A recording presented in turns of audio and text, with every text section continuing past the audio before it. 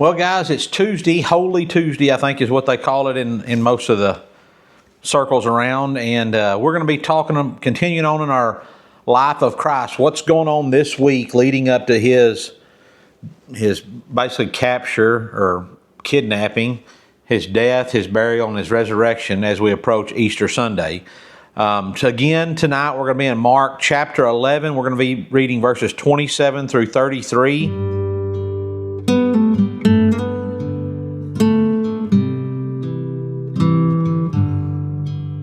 And I want to encourage y'all to go ahead and read chapter 12 too, because what's going to be happening today is Monday he made his triumphal, or Sunday on Palm Sunday he made his triumphal entry.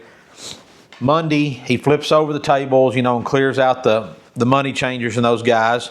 And then here on Tuesday he's in the temple teaching, and the chief priests and the Pharisees, they come up to him and they're trying to trick him. They're trying to figure out a way to ask him one of those gotcha questions and get him, so that they can either get him for blasphemy, or they can get him, trying to catch him lying, or trying to trip him up so that they can embarrass him in front of the people and maybe find a reason that they can arrest him or do something to get rid of him. So that's where we're picking up tonight. Mark chapter 11, verse 27 through 33 says, "Then they came again to Jerusalem, and as he was walking in the temple, the chief priests, the scribes, and the elders came to him. And they said to him, 'By what authority are you doing these things? And who gave you this authority to do these things?' But Jesus answered and said to them, 'I'll also ask you one question. Then answer me, and I will tell you what authority I do these things. The baptism of John, was it from heaven or from men? Answer me.' And they responded among themselves, saying, 'If we say from heaven, he will say, why then did you not believe him? But if we say from men,' they feared the people, for all counted John to have been a prophet indeed. So they answered and said to Jesus, 'We do not know.' And Jesus answered and said to them, 'Neither will I tell you by what authority I do these things.'" So what's going on here is they come up and there's like, "Hey, who gave you authority to say the things you're saying, to preach the way you're preaching, to talk the way you're talking?" Because Jesus wasn't a scholared individual like they were. He was considered white trash, basically. He was considered trash, they looked at him, they looked down upon him because he had no formal education. He hadn't gone to college per se. And they said, "Who's giving you the authority? Who says you can do this?" And Jesus says, "Let me ask you a question, fellas. John the Baptist,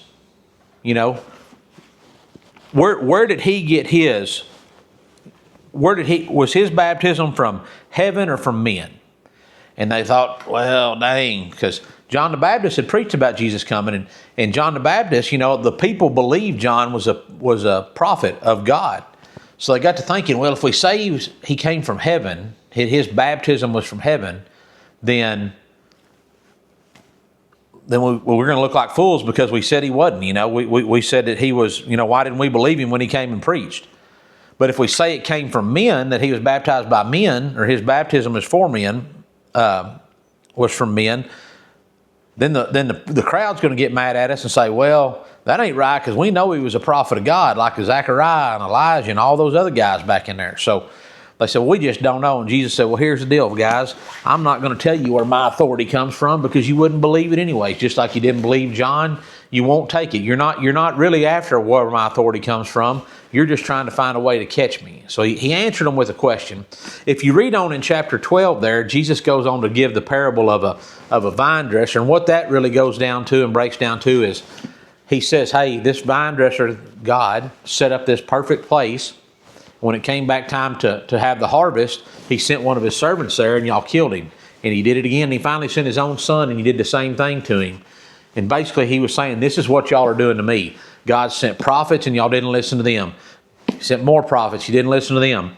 Finally, he's going to send his son, me, and you're not going to listen to me. You're going to take advantage of me. So that's what all this is about. And what they're trying to do is they're trying to find some way that they can make a fool of him in front of the people, or they can find a way to arrest him and get him get him quieted and quit causing what he's doing, quit causing the stir he's doing, because it's taken away their power and their authority. And that's one of the things that men hate the most is to have their power and their authority taken from them. Hope you'll join me again tomorrow night. Remember, I love you. God bless you. Y'all keep praying.